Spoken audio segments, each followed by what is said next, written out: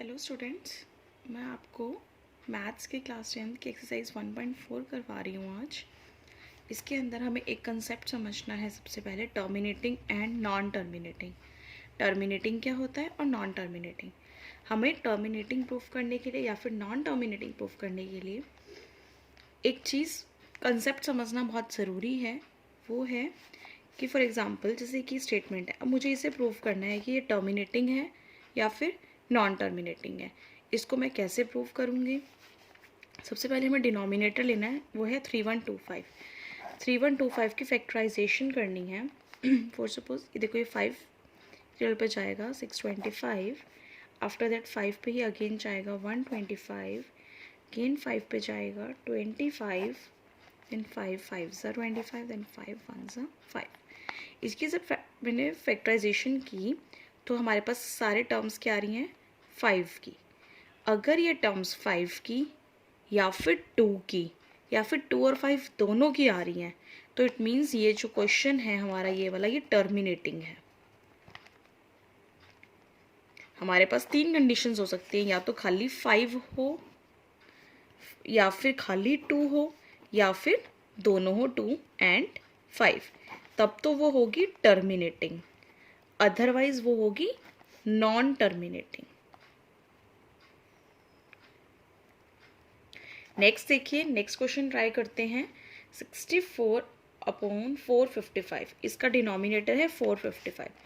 Again हम इसकी factorisation करेंगे। 455 5 के टेबल पे जाएगा 91, अगेन ये 7 के टेबल पे जाएगा 13 एंड 13 1 ज़ा 5। एक तो आ रहा है पर 2 फैक्टर्स हमारे पास 7 एंड 13 भी हैं, तो ये टर्मिनेटिंग नहीं होगी, ये होगी नॉन टर्मिनेटिंग।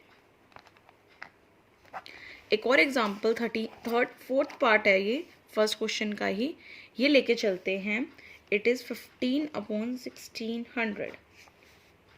इसकी फैक्टराइजेशन अगर मैं करूँ 1600 की, तो ये 2 पे जाएगा 800, अगेन 2 पे जाएगा 400, देन 200, देन 100, 50, 25। अब ये जो है ये 5 पे जाएगा, 5 5 ज़ा एंड 5 1 ज़ा। इसमें दोनों आ रहे हैं, 2 भी आ रहा है 5 भी आ रहा है, बट फिर भी ये क्या होगा? टर्मिनेटिंग।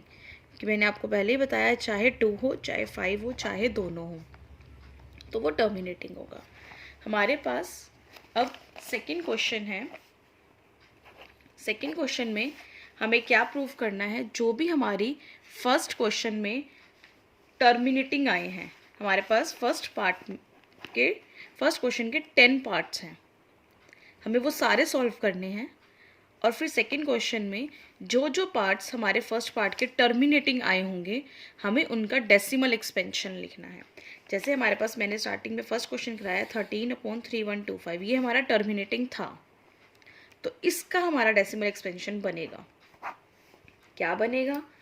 13 हमारे सारे फैक्टर्स हमने लिखने हैं, 5 × 5 × 5 × 5 × 5।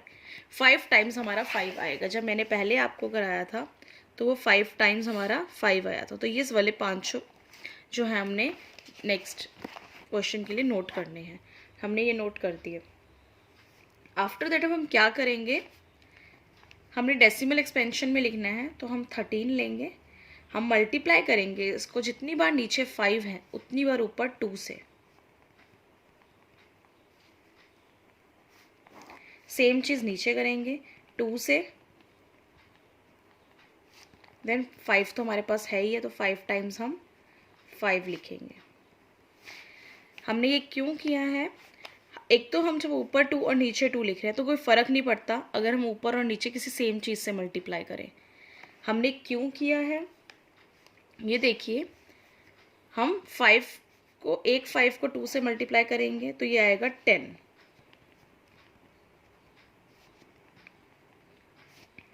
ठीक है, इसको इससे मल्टीप्लाई करेंगे आएगा 10, इसको इससे मल्टीप्लाई करेंगे आएगा 10, यानी कि हमारे पास 5 बार 10 आ जाएगा। ऊपर वाले स्टेटमेंट को भी मल्टीप्लाई करेंगे तो आएगा 416, और नीचे हमारे पास आया है 5 बार 10, तो हमने ये लिख दिया हमारे पास।